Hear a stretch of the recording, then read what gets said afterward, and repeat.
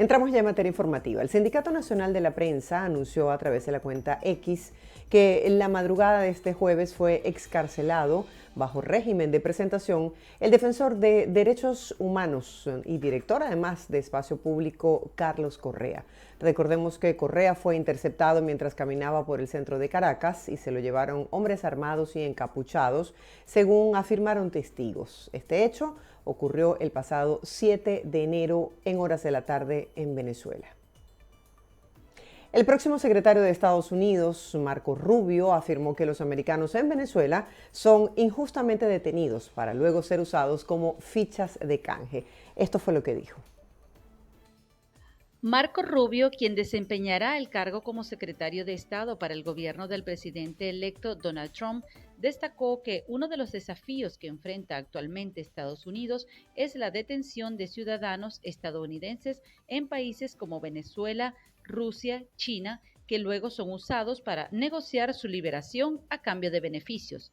Si bien aclaró que los ciudadanos estadounidenses seguirán teniendo libertad para viajar, Rubio consideró necesario crear una mayor conciencia sobre esa realidad, advirtiendo que es un riesgo real que puedan ser secuestrados.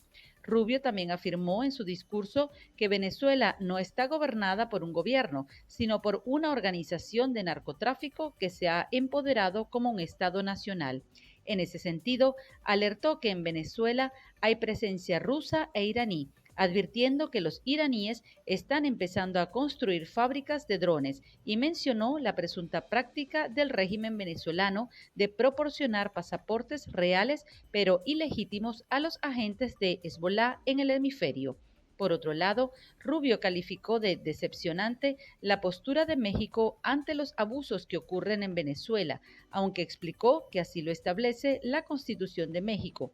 Para él resulta frustrante la política exterior frente a la crisis venezolana. Y en su visita a Guatemala, Edmundo González Urrutia se reunió con la diáspora venezolana en ese país. Además, aseguró que la administración de Nicolás Maduro se encuentra débil y aislada. Escuchemos lo que dijo. Nosotros, y lo anuncié así al país, teníamos toda la intención de asumir el poder el 10 de enero. Pero por diversas razones que no vale la pena entrar en consideración, lo estamos dejando para cuando la oportunidad nos los permita y nos los haga hacer valer la expresión de 8 millones de venezolanos que votaron por nosotros en las elecciones del pasado 28 de julio. Este es un régimen que está cada día más débil y más solo. Lo vimos en la toma de posesión. Ese es un régimen que cada día está más solo, pero no menos peligroso. En la medida en que está débil, en esa misma medida suele ser más peligroso, como lo está haciendo con mucha gente, incluyendo a mis familiares que los tienen secuestrados. González Urrutia envió un mensaje a los venezolanos en el exterior durante un encuentro con los connacionales radicados en Guatemala. Estamos respaldados por todos los venezolanos dentro y fuera del país. Estamos con 8 millones, casi 8 millones de votos en la espalda, y por eso es que a veces ustedes nos ven que estamos como cansados de ese peso. Pero es un peso que nos entusiasma y nos sigue, nos llama a seguir adelante. Ustedes son la representación de esa Venezuela que clama por el comienzo de un retorno a la democracia, que clama por el regreso de sus hijos a la patria, que clama por la reunificación de las familias. También afirmó que los migrantes venezolanos serán protagonistas de la reconstrucción del país. Para este jueves, Edmundo González Urrutia se reunirá con el presidente de Costa Rica, Rodrigo Chávez, según lo indicó el propio mandatario centroamericano en una conferencia donde además identificó a González Urrutia como ganador de la elección presidencial del 28 de julio en Venezuela. Continuamos con más información y tal como lo había anunciado en Caracas, Nicolás Maduro creó una comisión nacional para reformar la Constitución de Venezuela. Designó a Tarek William Saab como presidente de esta instancia. Veamos. Una gran y poderosa reforma de la Constitución para ampliar la democracia, definir el perfil de la sociedad a construir y definir claramente las bases de la nueva economía. 3 elementos. Por eso he decidido firmar aquí, en este acto, la creación de la Comisión Nacional Unitaria e Incluyente para la Reforma Constitucional, y le he pedido al constituyente Tarek William Saad que sea el presidente de la Comisión Nacional por la Reforma Constitucional. Por su experiencia como jurisconsulto, como defensor de los derechos humanos. Bueno, y hay más información. Especialistas en el tema migratorio prevén una salida elevada de venezolanos luego de la juramentación de Nicolás Maduro como presidente de la República, sin que hasta la fecha hayan sido publicadas las actas electorales del pasado 28 de julio. Les presentamos los detalles. Que la economía no se vaya a recuperar y la represión por parte de los cuerpos de seguridad del Estado siga acentuándose son los dos motivos que pesan a la hora de tomar la decisión de irse de Venezuela. Según la Plataforma de Naciones Unidas para la Atención de Migrantes y Refugiados Venezolanos, el número de venezolanos fuera del país en diciembre de 2024 alcanzaba la cifra de 7.891.000 y tantas personas.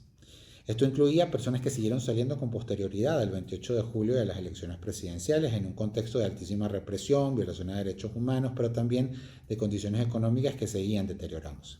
Con la inauguración de Nicolás Maduro el pasado 10 de enero como presidente de Venezuela para el periodo 25-31, existe una altísima probabilidad que frente a un escenario económico que no parecería mejorar y que las violaciones de derechos humanos continúen, el escenario de movilidad de personas continúe también incrementándose como ocurrió en el último semestre del año 2024. ¿Quiénes se están yendo de Venezuela en este momento? En este momento, los últimos 2 años, quienes más han emigrado son hombres adultos de entre 18 y 35 años, por lo menos el conteo que se puede hacer desde la gente que cruza el tapón de Darién, ¿sí? Varones, más que todo. Sin embargo, ahora mismo la población que va a emigrar va a ser mixta. ¿Por qué? Porque hay varios factores que encabezan la decisión migratoria. Hay mujeres solas en Venezuela porque ya los varones avanzaron, o el hombre de cabeza de familia ya se fue, no regresó, se divorciaron o eran mujeres solas que ahora van a emprender la tarea de emigrar. La movilidad en Latinoamérica para los venezolanos es complicada. Que ahora mismo Latinoamérica y Centroamérica ha flanqueado todas sus fronteras con visas de turista o la solicitud de visas de turista. Yo no puedo entrar a ningún país, repito, a excepción de Colombia y Argentina, si yo no tengo una visa de turista.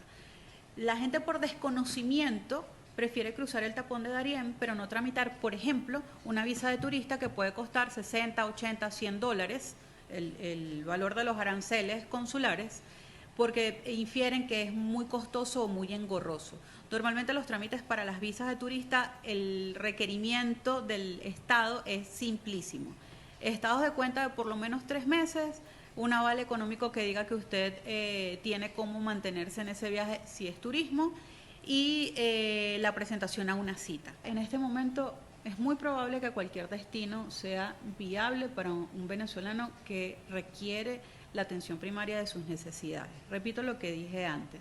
España, los países de habla hispana en general, para los venezolanos son una oportunidad porque no tienen que aprender otro idioma, pero en España las posibilidades de empleo, de repoblación de ciudades, está siendo en este momento, digamos que catalogada en dirección hacia los migrantes, no digo solo los venezolanos, pero les pagan un sueldo o en proporción del número de integrantes de una familia para repoblar una zona. Los especialistas aseguran que Donald Trump será implacable con los inmigrantes que tengan antecedentes penales o hayan cometido algún delito en suelo estadounidense. A estos los deportará.